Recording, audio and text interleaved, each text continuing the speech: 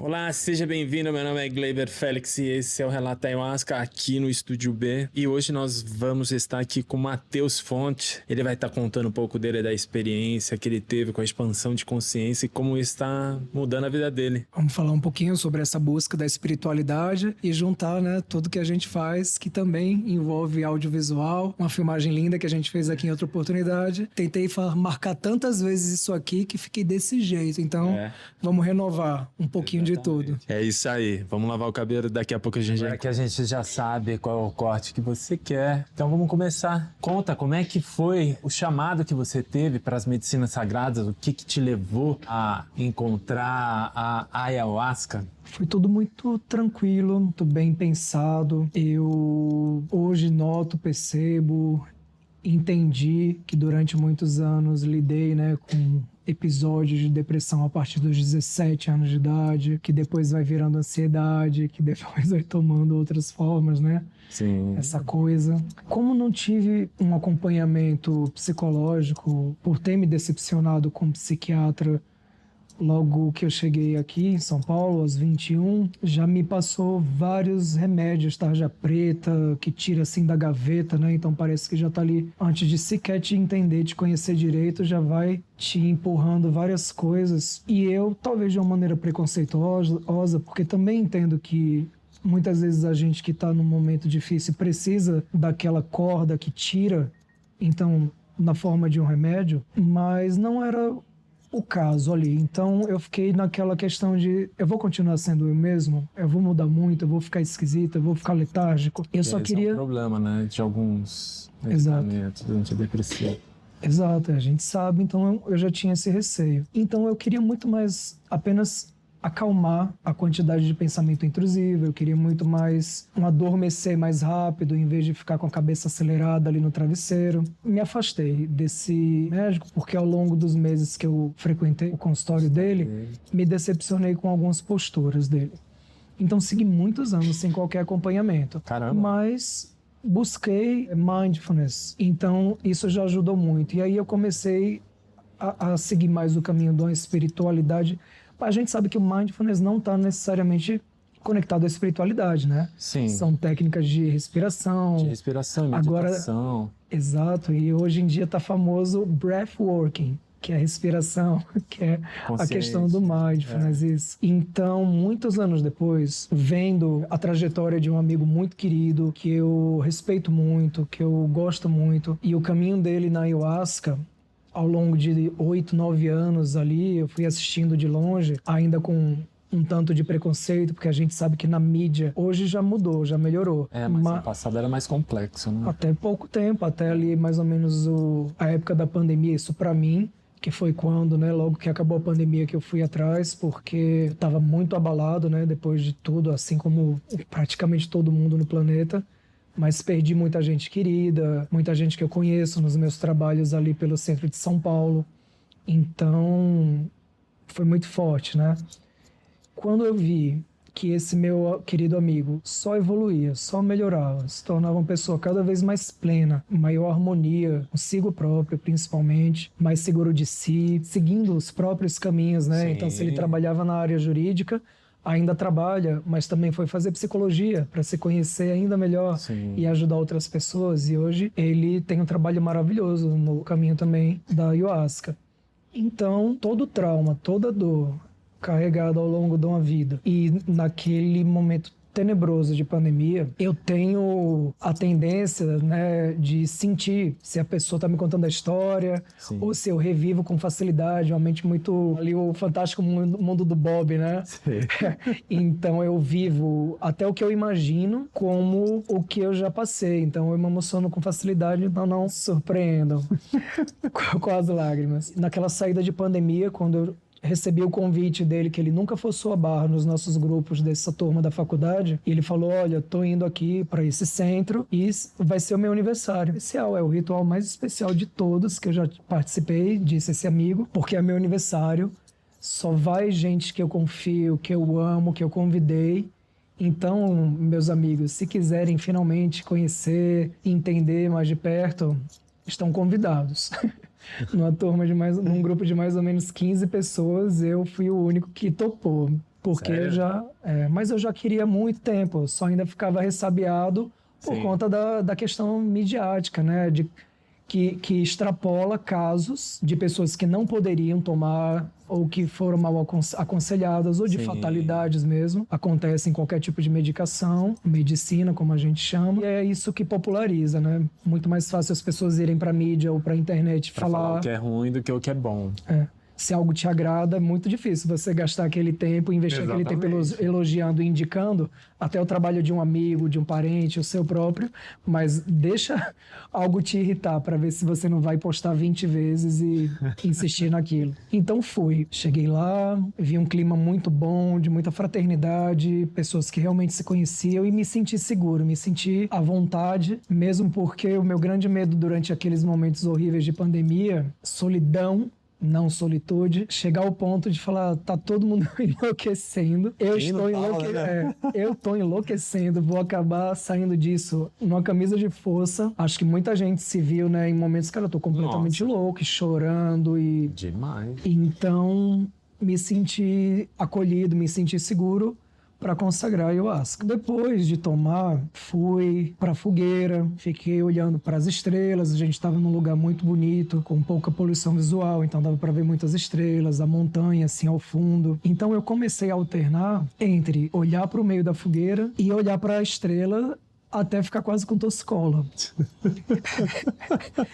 E como quase todo mundo que experimenta algo que altera a consciência, a gente fala, não bateu. Sim, acha que não.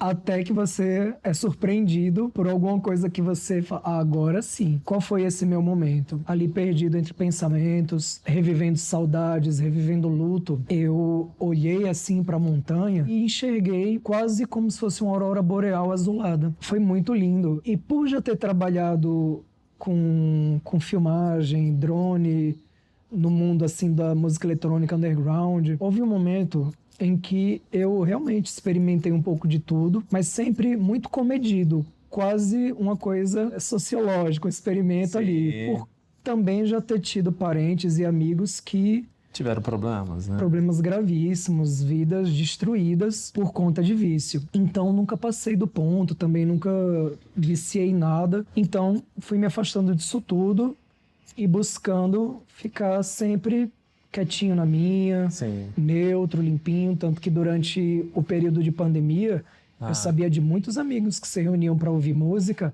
e usavam tudo que tinham guardado no estoque. E o que eu tinha daquele tempo de festa e tudo mais, lá na gaveta, eu tive aversão. Sério? Nunca quis usar. Caramba. Já não estava bem. Ia emburacar com algo que já não fazia bem fora de hora, digamos assim.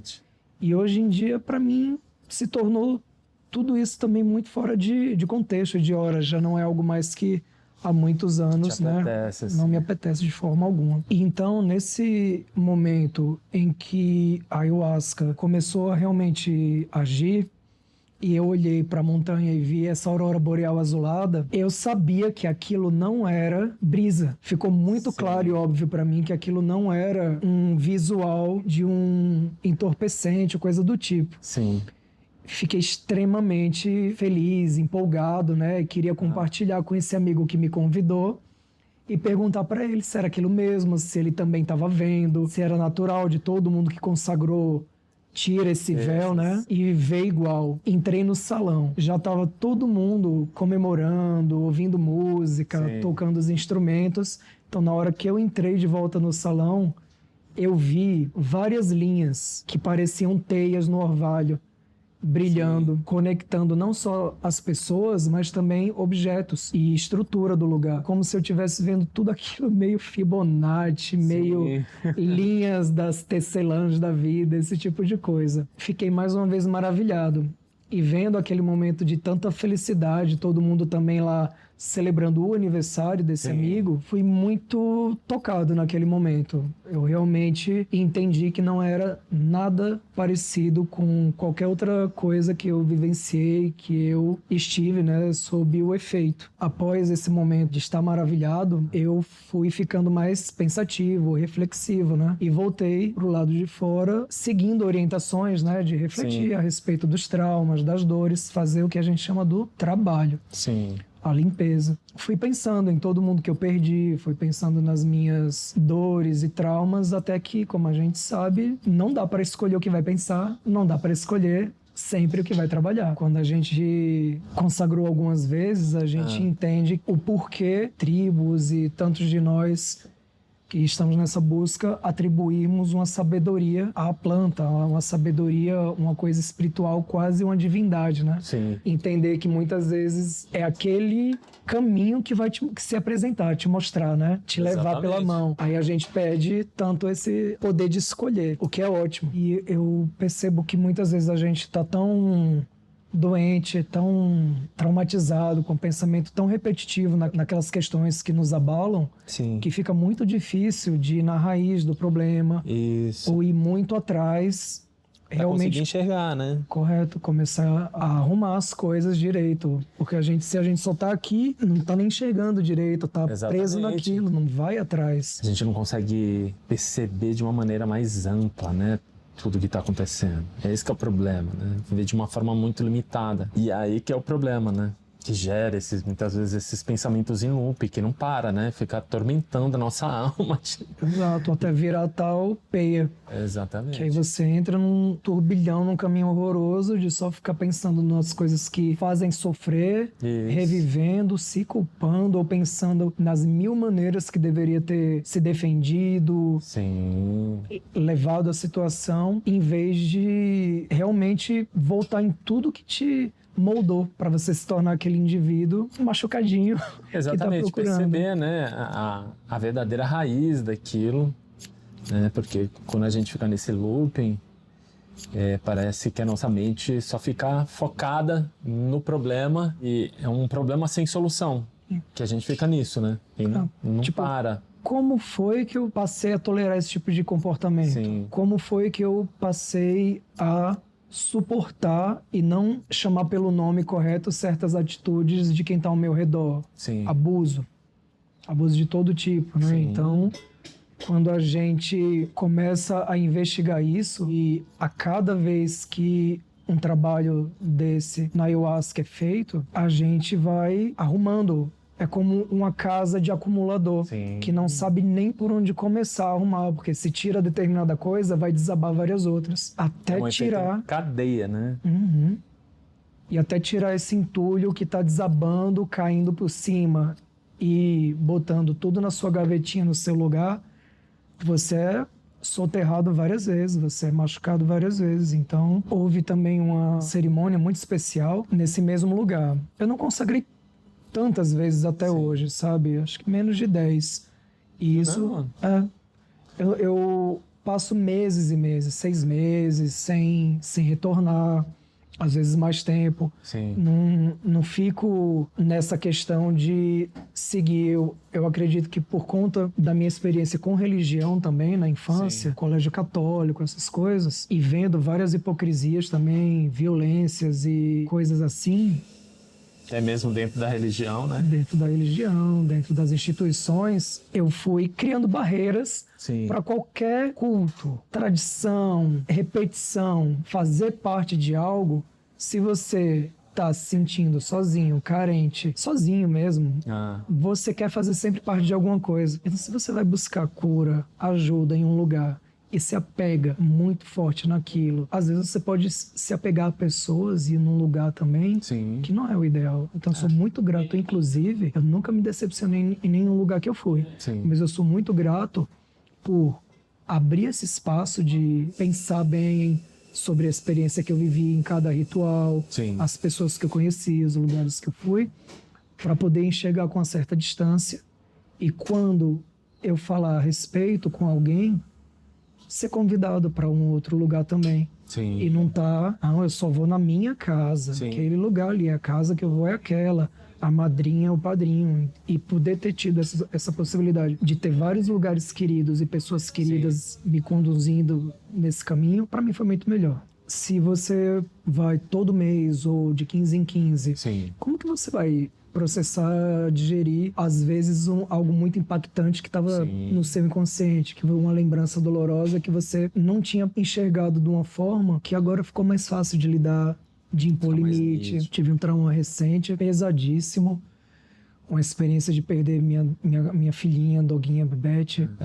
Aí já é de chorar, porque ela me acompanhou durante 11 anos, todo dia, o dia inteiro, né? Nos meus trabalhos como ourives, nos meus trabalhos como operador de drone, tendo tido cachorros desde criança, mas eu nunca cuidei. Sim. Com aquela atenção de todo dia botar comidinha, limpar, paparicar, dormir junto. E a gente foi muito, muito feliz junto. Era uma dinâmica mesmo de uma filhinha, né? Sim. Então, nesse momento grave que ela adoeceu de câncer e já teve que, poucos dias depois, amputar uma perninha, me disseram que era muito agressivo esse hemangiosarcoma, que a gente teria de 2 a 6 meses juntos. Ao mesmo tempo, eu sofri um golpe financeiro e também emocional muito pesado, muito covarde. E a gente sempre se pergunta, mesmo sabendo que não deveria, o que é que eu fiz para merecer isso? Hoje eu entendo que não é essa a pergunta. E aí às vezes a gente vai, por que é que essa pessoa fez isso? Por quê? Por quê? Sim. E na cerimônia onde nós nos conhecemos, eu e você, foi lindo aquele dia, Casa Mariri também maravilhosa. Já cheguei lá me familiarizando, ainda muito tímido, não tinha nem conversado com você ainda muito. Era do Chaneru, não era? Foi. Isso. Que já foi especial por si só, eu nem fazia ideia do tamanho daquele evento, daquele momento, né? Ele é uma pessoa super especial, assim, né? Uma liderança muito forte lá do Yawanawá, né?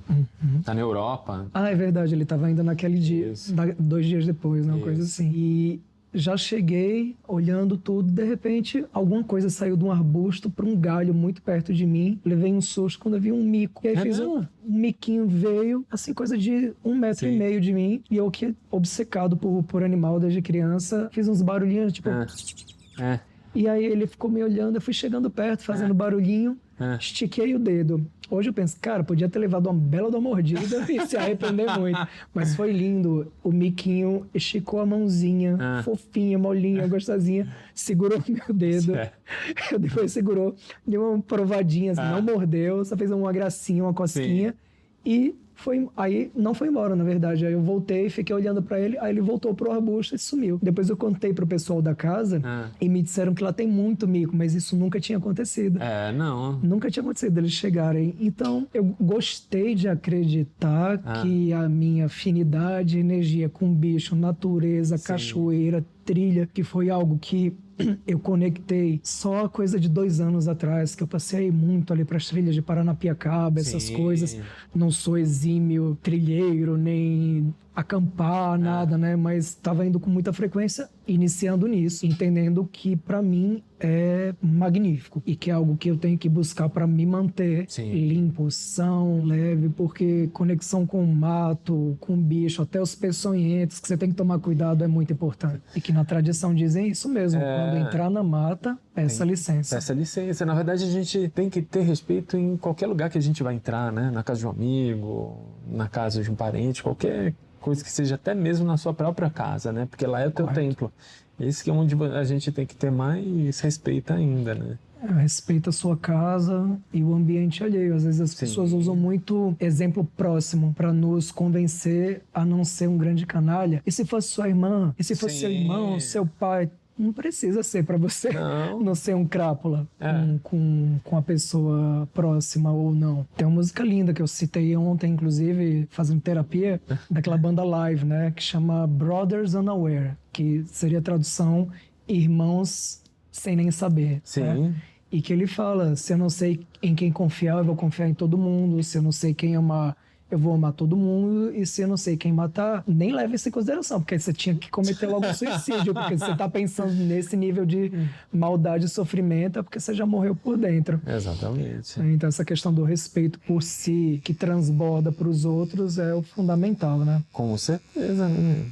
Então, esse dia, voltando aqui para a aba aberta, na Casa Mariri, eu lidando com todo esse trauma, né? A Bebete ficando cada vez mais doente. Isso já foi em janeiro, né? Isso. A questão com ela começou no fim de novembro. Eu pensando, mas por que fez isso? Por que fizeram isso? Fizeram aquilo? Coisa horrível, que monstruosidade. E aí eu lembrei do título daquele filme Pobres Criaturas. E de todas as conversas que eu já tive com todo mundo que foi maltratado, abusado, agredido, traído por pai, mãe, parente, irmão estranho. E que alguns amigos dizem, né, com frequência. O que as pessoas fazem com a gente é escolha delas. A gente nunca vai ter controle sobre isso. Claro. Por mais que às vezes te culpem ou você se culpe por ter originado algo, tem uma medida, tem uma gravidade. Se você faz X e você recebe 20X, que foi isso? Quando eu pensei isso, poxa, os meus traumas não me moldaram para ser no que eu julguei essas atitudes, essas pessoas, perverso, manipulador, criminoso até certo ponto, as atitudes. E muitas vezes é que a gente está lidando hoje em dia com muito narcisista, né? É um problema muito sério. Paguei ontem a minha mensalidade de um curso sobre narcisismo. Porque é muito disso, né? Para entender até que ponto a gente pode estar sendo e para entender o que fazem com a gente, é muito bom, né? Pô. Estudar bastante. E se já é reincidente, se você já se envolveu com parente, ou envolveu com parente, não, se você teve que crescer com parentes narcisistas, se você se envolveu em 2, 3 relacionamentos narcisistas e saiu perdendo muito, então é muito bom se tornar um especialista. Entender os próprios padrões, né? Sim. Qual é o gatilho que faz você se conectar a essas pessoas, né? E muitas vezes ali, num ritual de ayahuasca, você acaba tendo essa percepção, né, cara? Você fala, porra, por que eu tô sempre nesse mesmo ciclo, né? Porque eu não acabo de ver com essa desgraça, né? E não é nem uma coisa de se culpar.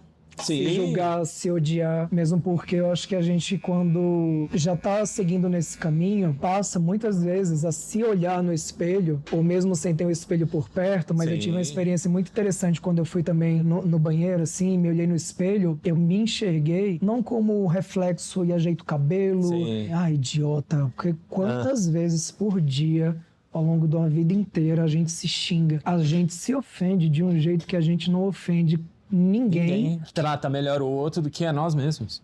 Quase 90% das vezes no dia a dia assim. Tudo a gente se xinga, idiota, que vacilão, que merda, que eu fiz. E coisas que a gente não deveria. Não é nem jogar na cara dos outros, mas cobrar o respeito, cobrar a postura. Se a pessoa não for capaz, se afasta. Se afasta. Porque a Se pessoa não tiver tem condições disso. E às vezes a pessoa é refém. É dentro de casa, é no lar. Sim. É uma relação familiar, relação profissional, mas alguma coisa a partir daquela percepção a gente é capaz de fazer. Com certeza. E não é de um dia para uma noite que vai resolver, não é de uma hora para outra mesmo. Mas a partir do momento que a gente começa a olhar o nosso reflexo, quase como se fosse o seu melhor amigo que tá ali, o seu irmão, já cheguei ao ponto de dar uns high fives aqui, sabe? Esticar a mão e bater na minha mão no espelho e falar, isso, cara, vamos lá, sai dessa, vamos ali. A nossa mente pode mudar toda a situação que a gente está vivendo. É só confiar, se respeitar, se amar, né? O que falta é muita falta de amor próprio. Falam tanto de amor próprio, exatamente, mas não é ainda do jeito certo, me parece. Não é o amor próprio do orgulho, do só se pavonear. É algo muito mais profundo. É muito mais profundo do que a gente imagina. É o carinho próprio. Falar amor próprio, acho que já falou tanto que perdeu o sentido. Sim. A palavra que você repete, a frase que você repete tanto que começa a já não se E não sabe. é do lado... porque assim, é uma coisa que assim, é uma linha muito tênue, né, de você se gostar e de você ser narcisista, né? Então, sempre tem que ter muita responsabilidade nisso daí pra não pirar, né, meu? Se cuide, se embeleze, trate Cuida bem. de você, mas não é só você, também é todo mundo, que né? Não é só o da vaidade. Isso. Você dizia do seu último ritual? Então, falando sobre amor próprio, porque a gente deixa de ter essa autopercepção, né? E muitas vezes a gente agrada muito mais outras pessoas do que a nós mesmos. Acabamos fazendo outras coisas para outras pessoas e deixamos de fazer coisa para nós. Então, quando a gente tem essa percepção, porra, parece que tudo vai mudando, né? E foi muito por aí que eu sempre segui em relações abusivas, né? Onde eu me encontrava até no momento pleno, emocionalmente, não no momento mais perfeito das coisas, né? às vezes questão de trabalho, mas já depois dos aprendizados com Mindfulness e antes mesmo da Ayahuasca, já está um pouco mais consciente de mim mesmo. E começando a puxar ali o emaranhado desses traumas, dessas coisas, o que eu estava começando a dizer não, Sim. o que eu já não tolerava de relações familiares, interpessoais. Essa questão de a gente sempre achar que a pessoa que a gente ama, um amigo ou uma parceira, um parceiro, só precisa de mais uma semana de apoio. Mais um mês aí vai tudo ficar bem. Não, deixa eu deixar um pouco de lado aqui aquele meu projeto profissional, vou deixar aqui de lado aquela viagem, vou deixar de lado aquele curso, porque já já vai estar tudo maravilhoso para caminhar junto. Vira um mês, 2, um ano e problema e recomeça e problema de novo. E aí quando você olha para trás, quanto tempo você tentou resgatar uma pessoa que estava se afogando, quando você também já não está nadando tão bem. Exatamente. E te puxa para todo mundo leva se pro mesmo afogar. buraco. Afoga junto. Não é pra gente enfiar na cabeça, tipo, vou me fechar. Não ajudo mais um amigo em necessidade, não ajudo mais um parente, não ajudo ninguém. Não é isso. Mas a gente realmente precisa estabelecer limites condizentes com a nossa capacidade de ajudar, para se ajudar também, não se perder no problema alheio. Se o meu limite é diferente do seu, do poder ali ajudar, interceder, apoiar, então eu tenho que saber esse limite. E a gente muitas vezes só vai entender e encontrar esse limite próprio através de muita terapia, consagrando, meditando, se lascando, até construir ali uma base. Exatamente. Que às vezes... Aonde não se perde, né? E às vezes se perde, né? Faz parte também. Tem jeito. Eu costumo dizer muito. Se perder é um aprendizado, né?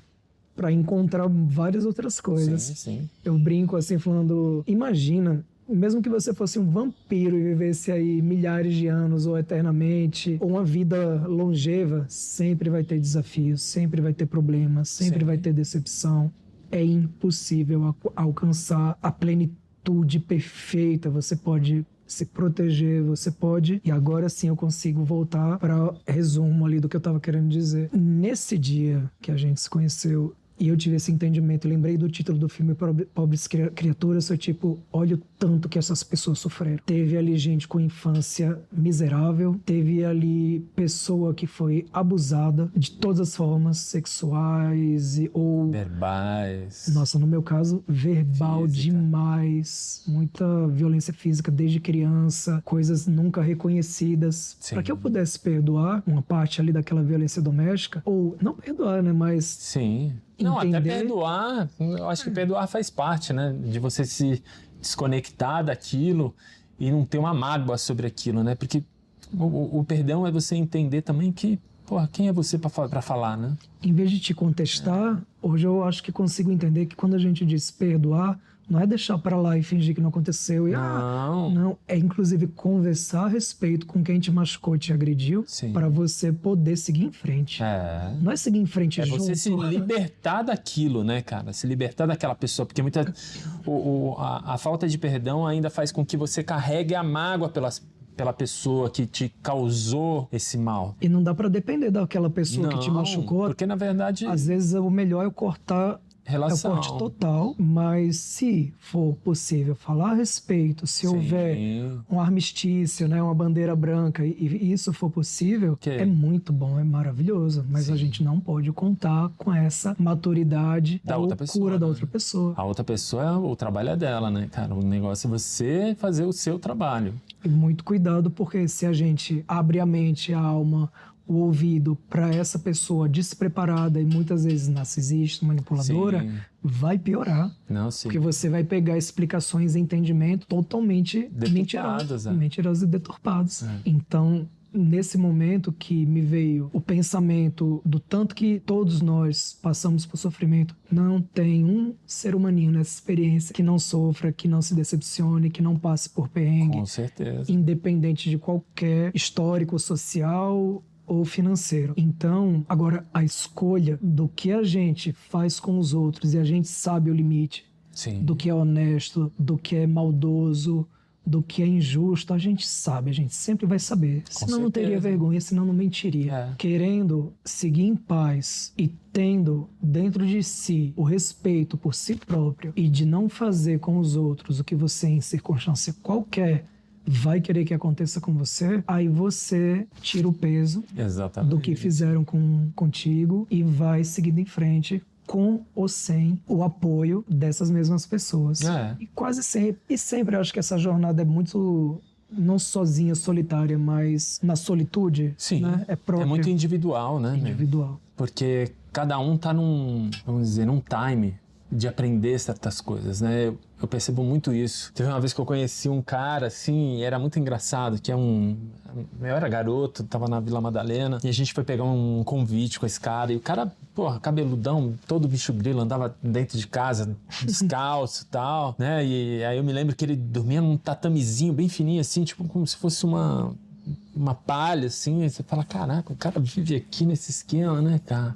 E não tinha nada dentro da casa limpa, né? Pouquíssimos móveis, ele era bem low profile. E naquele tempo eu não entendia muito ele, né, cara? Então hoje eu entendo que ele, cara, não tinha apego a nada, né? Ele vivia numa realidade completamente diferente do materialismo que eu vivia. Então eu demorei muito tempo pra perceber. Ele teve o tempo dele, eu tenho o meu, você tem o teu, né, cara? Conquistou certas coisas muito mais cedo aí, né? Tendo uma percepção muito mais profunda. O último relato ayahuasca, tem o Léo, ele tem aí esses 20 e poucos anos, entendeu? Já começou cedo. Então eu acho que é respeitar o tempo de cada um e só esperar. Tá? Pezinho maravilhosamente limpinho. Agora sim. É outros 500, né, mano? Apresentável. Obrigado, viu?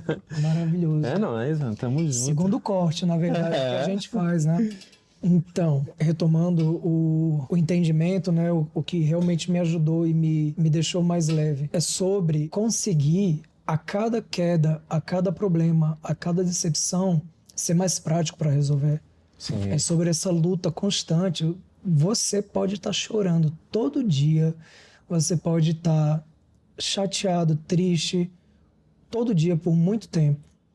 Mas ainda assim perceber que podia ser pior. Que em tempos atrás você podia estar na cama, totalmente entregue para a depressão, ao sofrimento. A tal e maravilhosa resiliência a gente vai conquistando, porque é uma conquista. É uma batalha. Sim. Você conseguir deixar a sua mente mais fortalecida para suportar essas questões. Trabalhando e morando no Centrão, que muito que separa a gente de alguém que está ali na calçada ou na Cracolândia ou daquele jeito, às vezes é um relacionamento, é uma morte de alguém muito querido. Sim. É um aluguel. Um aluguel atrasado, porque você afundou já, muitas vezes pode ser o limite entre você e aquela pessoa que está numa situação horrorosa de vício e de miséria. E se for sozinho no mundo, é pior como ainda, tantos são e às vezes somos, né? Então, o que eu sou muito grato pelo caminho na ayahuasca, por todas as casas que eu frequentei, que eu fui convidado, porque tem muito disso, né? A gente perceber que é convite. É o momento. Se você está pesquisando a respeito, está vendo, ouvindo falar a respeito. Agora, felizmente, está muito mais na mídia, nos documentários, então ficou mais acessível. Isso é ótimo. Mas até pouco tempo atrás... não tinha tanta informação, né? E a gente tinha vergonha de falar a respeito. Sim. Então, como que você vai ter vergonha de falar a respeito quando a maior parte das pessoas não tem qualquer limite para falar das atrocidades que fez no final de semana, seja exagero em festa, com bebida, com todo tipo de coisa, até o exagero espiritual acontece. Todos temos que tomar muito cuidado, prestar muita atenção, porque qual a diferença de uma pessoa que está numa espiritualidade de qualquer matriz para o que dizem muitas vezes atacam o outro, atacam o crente. Mas se você, na sua fé, na ayahuasca ou em qualquer outra, também é obcecado, também vive só em função e razão daquilo, qual é a diferença? Qual o limite? Sim. Notar uma espiritualidade livre de religião, para mim, não julgo dos outros. Se alguém tá lhe chamando de daime ou rezando, tem muita cerimônia de ayahuasca que tem um sincretismo, que tem um enlace. Eu acho muito bacana, às vezes você chega num lugar que vai ter uma imagem de Jesus, vai ter o Buda, vai ter Nossa Senhora, vai ter do Candomblé, vai ter da Umbanda, tudo. Eu faço, aqui tá tudo bem, porque Para onde olhar você pode se identificar ou simplesmente ignorar. Então não me incomoda se tem uma estátua, uma imagem, porque não é sobre mim. A minha experiência vai ser minha com qualquer entidade ou qualquer estátua ou quadro que está ali.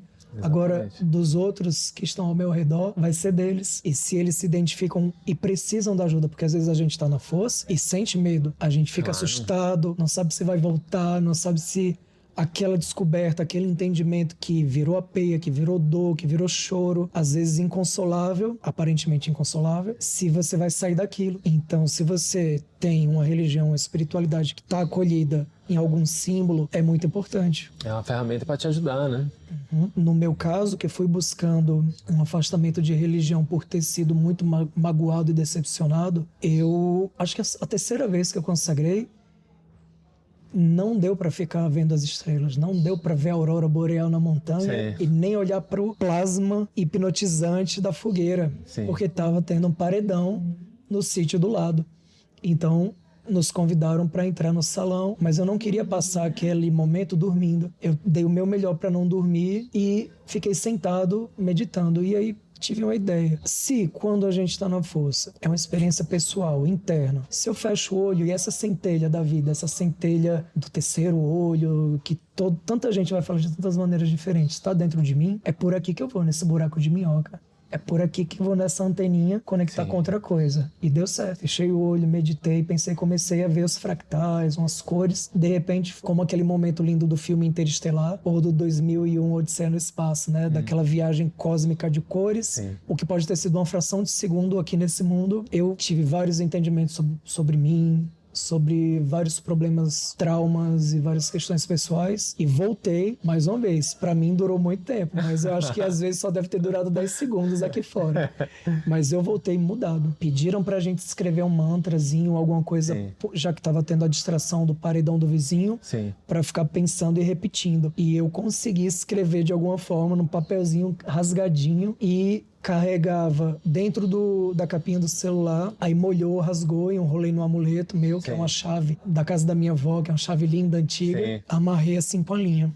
E nele diz: oro humildemente por disposição e saúde para trabalhar e viver em paz. Só que eu tive que pensar muito. Aí eu mudava, voltava, porque não tenho tendência de ficar orando, pedindo, mas de agradecer. E quando me acontece algo bom, quando tem um desafio, uma dor, e eu agradeço naquele momento até difícil por estar tendo a força de passar por ele com dignidade. Sim. E quando resolve de alguma forma, agradeço por ter tido aquela força e saúde para trabalhar e viver em paz. E sigo nessa caminhada, sigo pedindo essa força e essa saúde e agradecendo a cada dia que eu vejo que existe, que aconteceu.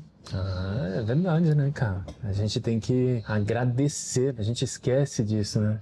Vive muitas vezes assim no automático e esquece de agradecer as poucas coisas que a gente tem, a casa onde a gente tá, o conforto que a gente tá, as pessoas que nos rodeiam, que a gente ama. Então, quando a gente acaba refletindo sobre isso e sentindo essa gratidão por tudo que está ao nosso redor, a qualidade de vida que a gente tem, eu acho que amplifica muito mais. É fácil se perder pensando, foi injusto, não devia ter sido assim. Mas tem outra música que eu gosto muito que diz: o que não foi, não é. Eu sei que ainda vou voltar, mas eu quem será?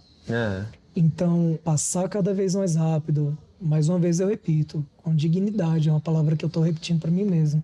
Se me tiraram por um momento, é a gente que tem que construir essa dignidade, essa resiliência, essa força. E tá grato mesmo por, de alguma forma, não ter se perdido, como tanta gente, infelizmente, vai se perdendo pelo caminho, e tentar não julgar, só se proteger e se afastar do que não é bom pra gente mesmo. Sim. E semear aquilo que é bom. Não é manjado dizer seja aquilo que você quer pros outros, né? Seja a mudança que você quer no mundo. Não é manjado, não se sentir ridículo, não se sentir piegas. Sim. Afinal de contas, a gente sabe que também não banalizar o sentimento, a palavra amor. Falando de amor próprio e do próximo, no fim das contas, é só isso. Quem não quer?